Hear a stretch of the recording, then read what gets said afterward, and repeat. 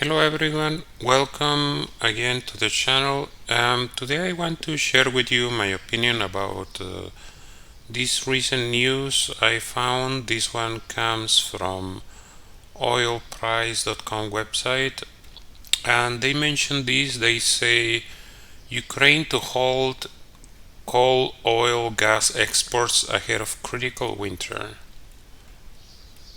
So they are saying that Ukraine will halt all exports of coal, natural gas, and oil. Ukraine produces natural gas, crude oil, and coal, but domestic demand exceeds supply by approximately 35%. This winter, Zelensky said all energy resources will be diverted for domestic consumption.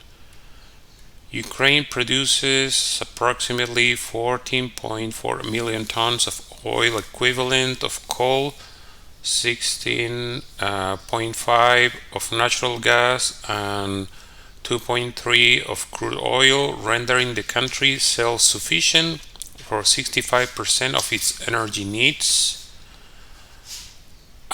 Over half of Ukraine's electricity consumption comes from nuclear energy. Ukraine has 15 nuclear power reactors at 4 separate locations. Zelensky said Ukraine was strategizing on how to increase the country's electricity exports to boost foreign exchange earnings and make up for halting coal, natural gas, and oil exports. So what is interesting to me is that, of course, I didn't know of this plan, but it seems somehow strange to me, the whole strategy, because they say they don't have enough energy, and yet they plan to export electricity. So where are they going to get the rest of the energy is just my guess. It's not very clear at the moment what they plan to do. So this article goes into more details about this and says Ukraine hopes to make 1.5 billion euros from electricity exports to the European Union by the end of the year and earn more in the future after obtaining the right to export its energy there. Ukrainian Energy Ministry advisors said Ukraine's electricity grid began planning to decoupling itself from the Russian and Belarusian grid in 2014. And they say here Ukraine applied in March to join European energy systems as soon as possible, and on Tuesday it received the right to export its energy to Europe. Ukrenergo said Ukrainian lines are ready to export electricity to Romania, Hungary, Slovakia, and Poland, said Lana Circle, an advisor to the energy minister. So this is a complement to what we were saying before in the other article. So it is not clear to me how all this will be implemented. I don't know. It's, in my opinion, is kind of compounding the energy crisis in Europe.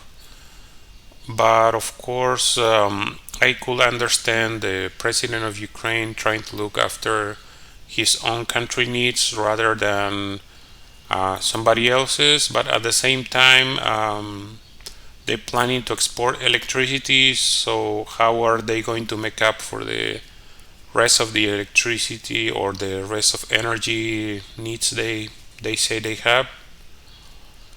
I'm guessing, but it's not clear at the moment, that they plan to use maybe the income from the electricity to buy more of the other sources. Maybe it's cheaper to buy, for example, coal with the income they will get from electricity exports. That could be the strategy they are just mentioning here. I don't know how it all will come to be. And yes, I thought it was also interesting to mention this article because it's in the context of energy. in this case atomic energy. And this article says Ukraine denies the visit of the Director General of the International Atomic Energy Agency to occupied Zaporizhia. So Ukraine has refused to allow Rafael Gross, Director General of the International Atomic Energy Agency, to visit the Zaporizhia nuclear plant until it is occupied by Russia. A Ukrainian company that operates nuclear plants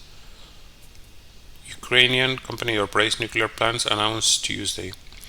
Ukraine did not invite Gross to the Zaporizhia station and previously refused such a visit. A visit to the station will only be possible when Ukraine regains control on the ground. And this comes from Energoatom, and this is the Ukrainian agency in charge of nuclear plants in Ukraine. The main concern of this man from the International Atomic Energy Agency is that data on nuclear materials is not properly transmitted, and the Ukrainian regulator has informed us that it has lost control of the nuclear material at the facility. Ukrainian officials said last week that its supply chain had been suspended. Grossi said he was setting up Moscow to gain access to the reactor, which was destroyed in fighting in early March. They are referring to Rafael Gross. And there are some political implications to this, as you can imagine. Ukraine and Zaporizhia nuclear plant will generate about 20% of Ukraine's annual electricity. And in early March, Moscow forces took control of the station in the city of Energodar. So maybe there were some talks about the possibility of decoupling the Zaporizhia plant from Ukraine's energy network. I don't know what are the technical implications on it. I assume since it seems like Russia will not give this territory back. Eventually these technical issues will be resolved, but what is interesting is two things. Number one, that they are saying that it is not their fault that they cannot transmit information about nuclear material in the plant, but at the same time they are denying access to the plant. As far as I know, the information I was able to verify online, even though the region is occupied by Russian forces, the personnel that is operating the Zaporizhia nuclear plant is Ukrainian. So all of them are they are there working. I think it is paramount to have a secure facility that is operating, with security standards and everything is working in order, and as not to have a nuclear incident. That's why I think this is the case.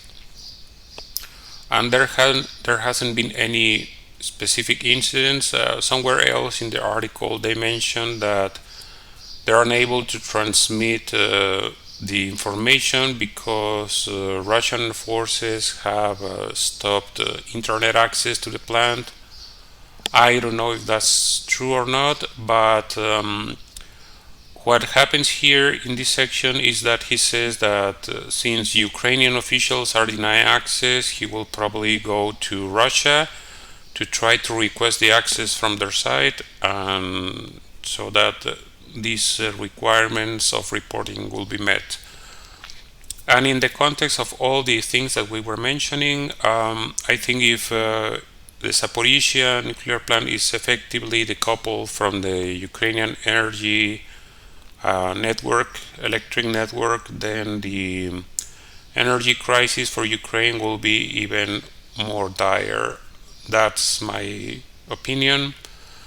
Anyway, let me know what you guys think about it, and as always, I ask you to please like this video, subscribe to the channel, and share this video in social media. I hope to see you again very soon. Thank you for watching.